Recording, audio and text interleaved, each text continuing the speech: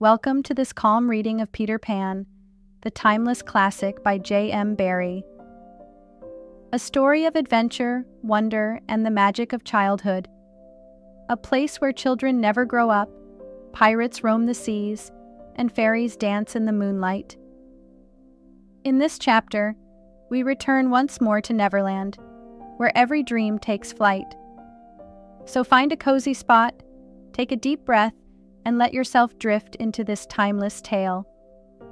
Chapter 14. The Pirate Ship. One green light squinting over Kidd's Creek, which is near the mouth of the Pirate River, marked where the brig, the Jolly Roger, lay low in the water. A rakish-looking craft foul to the hull, every beam in her detestable like ground strewn with mangled feathers. She was the cannibal of the seas and scarce needed that watchful eye, for she floated immune in the horror of her name. She was wrapped in the blanket of night, through which no sound from her could have reached the shore. There was little sound, and none agreeable save the whir of the ship's sewing machine at which Smee sat, ever industrious and obliging, the essence of the commonplace, pathetic Smee. I know not why he was so infinitely pathetic, unless it were because he was so pathetically unaware of it. But even strong men had to turn hastily from looking at him, and more than once on summer evenings he had touched the fount of Hook's tears and made it flow. Of this, as of almost everything else, Smee was quite unconscious. A few of the pirates leant over the bulwarks, drinking in the miasma of the night. Others sprawled by barrels over games of dice and cards. And the exhausted four who had carried the little house lay prone on the deck, where even in their sleep they rolled skillfully to this side or that out of Hook's reach, lest he should claw them mechanically in passing. Hook trod the deck in thought. O man unfathomable! It was his hour of triumph. Peter had been removed forever from his path, and all the other boys were in the brig, about to walk the plank. It was his grimmest deed since the days when he had brought Barbecue to heel, and knowing as we do how vain a tabernacle is man, could we be surprised had he now paced the deck unsteadily, bellied out by the winds of his success? But there was no elation in his gait, which kept pace with the action of his somber mind. Hook was profoundly dejected. He was often thus when communing with himself on board ship in the quietude of the night. It was because he was so terribly alone. This inscrutable man never felt more alone than when surrounded by his dogs. They were socially inferior to him. Hook was not his true name. To reveal who he really was would even at this date set the country in a blaze, but as those who read between the lines must already have guessed, he had been at a famous public school, and its traditions still clung to him like garments, with which indeed they are largely concerned. Thus it was offensive to him even now to board a ship in the same dress in which he grappled her, and he still adhered in his walk to the school's distinguished slouch. But above all, he retained the passion for good form. Good form! However much he may have degenerated, he still knew that this is all that really matters. From far within him he heard a creaking as of rusty portals, and through them came a stern tap, tap, tap, like hammering in the night when one cannot sleep. "Have you been good form today?" was their eternal question. "Fame, fame, that glittering bauble, it is mine," he cried. "Is it quite good form to be distinguished at anything?" the tap-tap from his school replied. "I am the only man whom Barbecue feared," he urged, and Flint feared Barbecue. "Barbecue, Flint, what house?" came the cutting retort. Most disquieting reflection of all, Was it not bad form to think about good form? His vitals were tortured by this problem. It was a claw within him, sharper than the iron one, and as it tore him, the perspiration dripped down his tallow countenance and streaked his doublet. Ofttimes he drew his sleeve across his face, but there was no damming that trickle. Ah, envy not Hook. There came to him a presentiment of his early dissolution. It was as if Peter's terrible oath had boarded the ship. Hook felt a gloomy desire to make his dying speech, lest presently there should be no time for it. Better for Hook, he cried, if he had had less ambition. It was in his darkest hours only that he referred to himself in the third person. No little children to love me.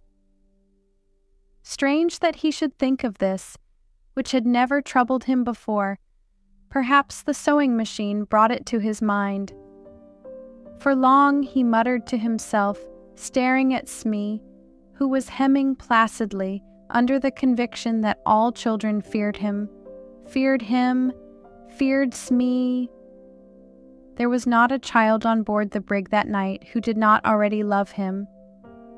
He had said horrid things to them and hit them with the palm of his hand, because he could not hit with his fist, but they had only clung to him the more. Michael had tried on his spectacles to tell poor Smee that they thought him lovable. Hook itched to do it, but it seemed too brutal. Instead, he revolved this mystery in his mind. Why do they find Smee lovable? He pursued the problem like the sleuth hound that he was. If Smee was lovable, what was it that made him so? A terrible answer suddenly presented itself. Good form? Had the boatswain good form without knowing it, which is the best form of all?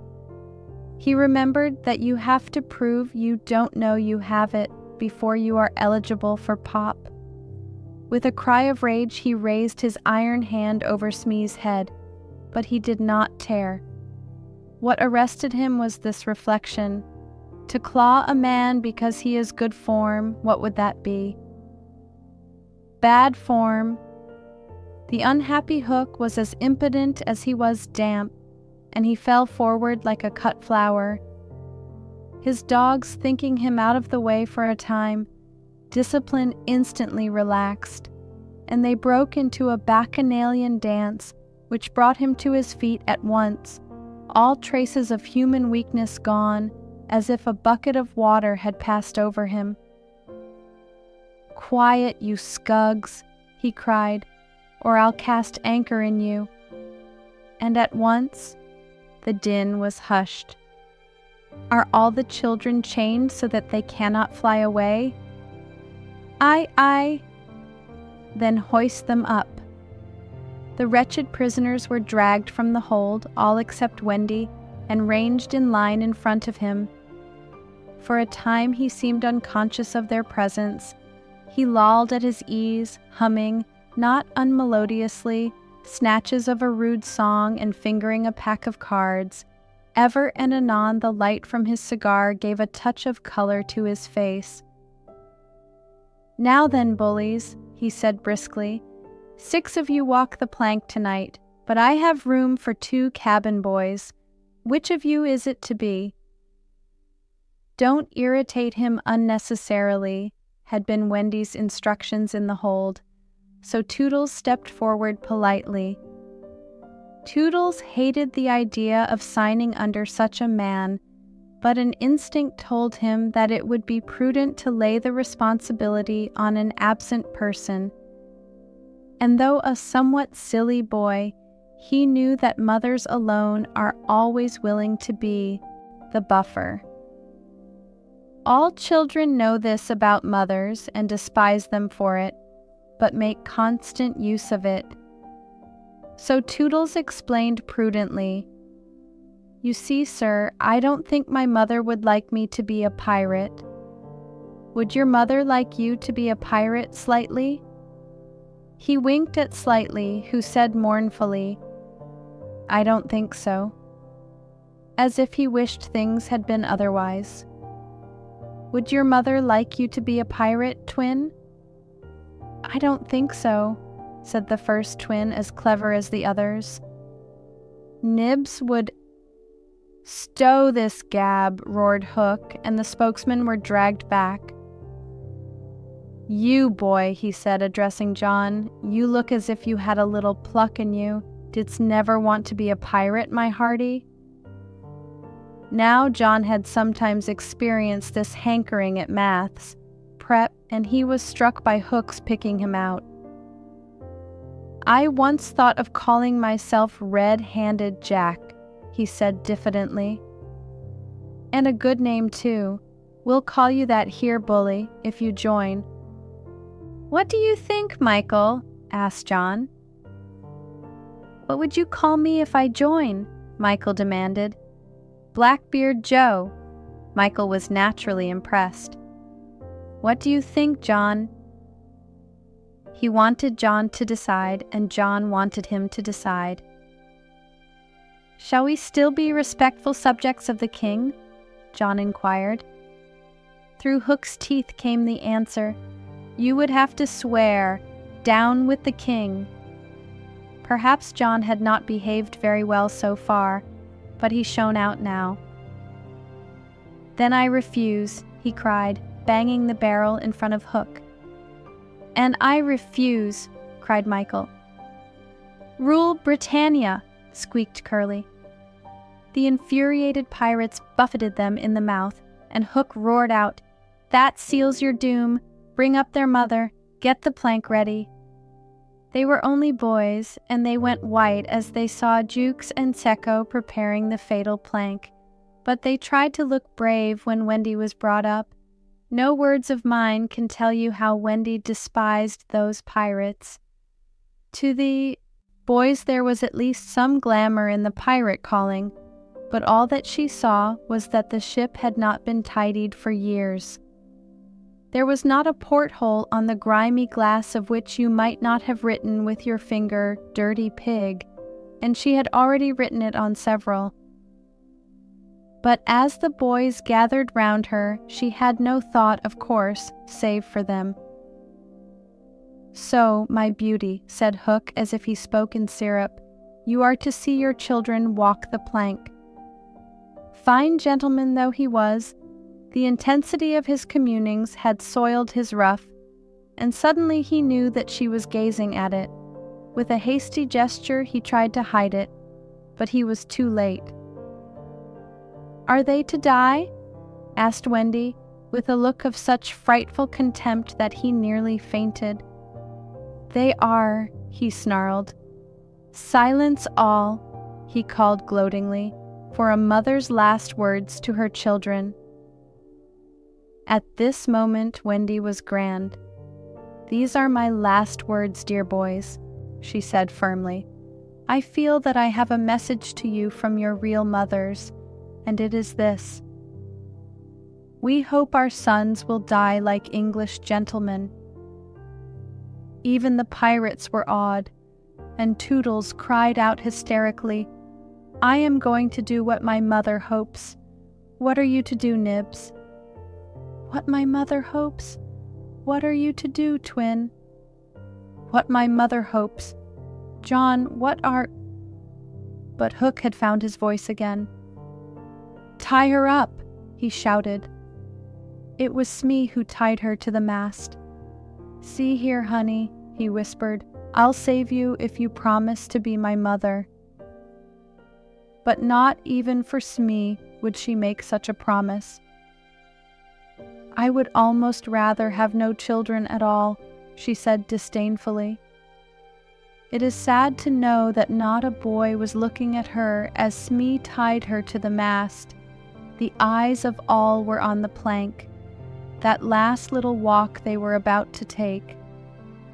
They were no longer able to hope that they would walk it manfully, for the capacity to think had gone from them. They could stare and shiver only. Hook smiled on them with his teeth closed and took a step toward Wendy. His intention was to turn her face so that she should see the boys walking the plank one by one. But he never reached her. He never heard the cry of anguish he hoped to wring from her. He heard something else instead. It was the terrible tick-tick of the crocodile. They all heard it, pirates, boys, Wendy, and immediately every head was blown in one direction, not to the water whence the sound proceeded, but toward Hook. All knew that what was about to happen concerned him alone, and that from being actors they were suddenly become spectators. Very frightful was it to see the change that came over him. It was as if he had been clipped at every joint. He fell in a little heap. The sound came steadily nearer, and in advance of it came this ghastly thought: the crocodile is about to board the ship. Even the iron claw hung inactive, as if knowing that it was no intrinsic part of what the attacking force wanted. Left so fearfully alone, any other man would have lain with his eyes shut where he fell. But the gigantic brain of Hook was still working, and under its guidance he crawled on the knees along the deck as far from the sound as he could go.